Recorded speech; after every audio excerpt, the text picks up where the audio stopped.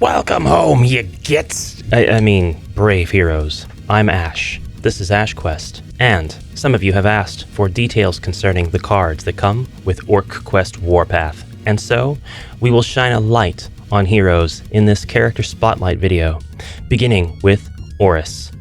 ORRUS is an orc warrior and is one of the 4 heroes that you may be inclined to play as when beginning the game. ORRUS is one of the 4 cast members in Gorbag's Tales, after all. ORRUS has the passive ability, Me First! If ORRUS ends a movement on a square occupied by a hero, move that hero to an adjacent empty square. The choice of which will be left up to ORRUS's player. So whenever your miniature moves on to a square ending their movement, then if that square happens to have a hero on it, which is totally contradictory to the rules of just about any dungeon crawler, you can actually simply move that hero out of the way. ORRUS takes priority. For what it's worth, I think that this is actually a great ability for the HeroQuest Barbarian to have as well, to all you homebrewers out there. ORRUS has the keywords melee and smashing, and his starting stuff includes a sword. His quote is fight or flee.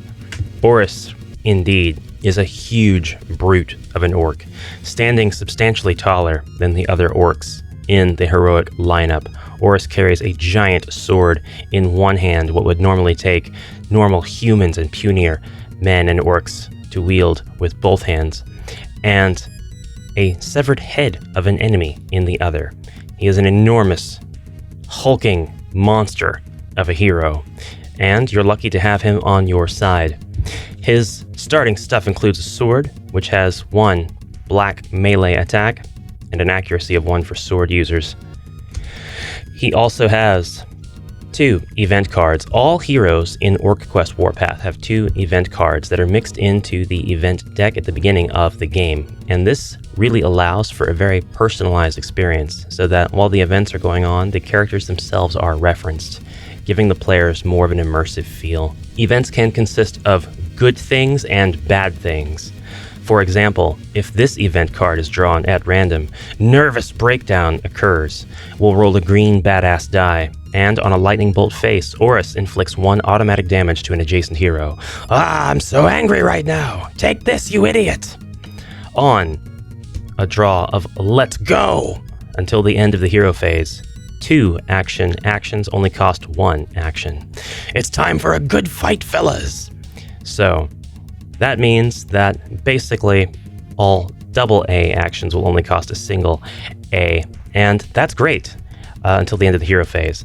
That comprises his events, and you can see definitely that 1 is good, 1 is bad. Now let's take a look at the 3 free action cards that come with this character when starting the game. These don't cost any badass points to play or to unlock. We can tell that these are cards that belong to ORRUS because they have his handsome mug in the upper left-hand corner, and we can tell that they are actions because they have an A in the upper right-hand corner. And the first one, and least exciting, is Move. For a single action cost, you can move 6, and for 2, you can move 9. This would be a card directly affected by the Let's Go event card, in that this card's cost would be reduced to 1 action point if you wanted to use the move 9 if you drew Let's Go as an event. The next one is the obligatory Combat card. 1 action point will allow you to attack, and 2 action points will allow you to attack plus apply Brutality.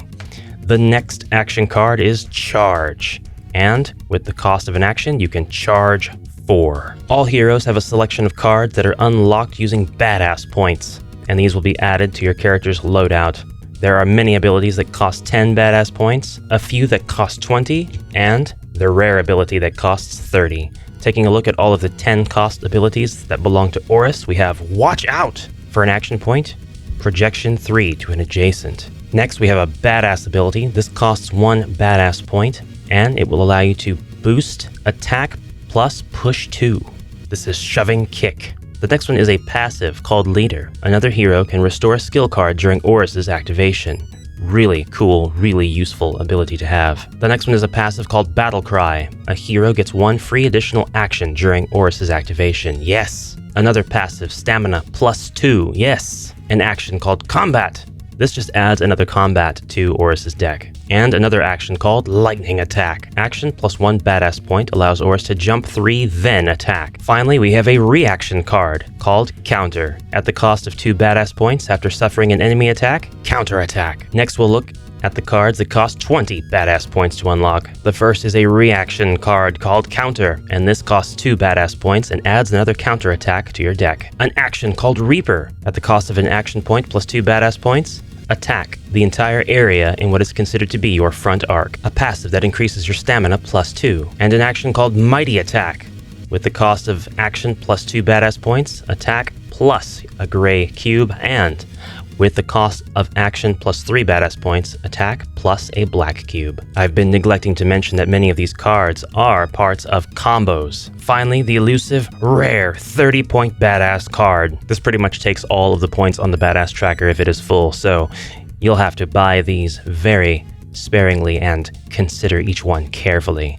But this is Whirlwind Attack at the cost of action plus 4 badass points, movement 4, which has the agile property, then attack. Target each adjacent enemy encountered during the movement. So at the cost of an action point and 4 badass points, you will move 4. You will move 4 with agile. And anything that you were adjacent to during that movement of 4, you will simply attack. A true badass card if there was one. Did you like this character spotlight? Would you like to see more? If you say yes, we'll next move on to ORRUS's little buddy Mech. Thank you for watching, or whatever. See you in the next video. Wah!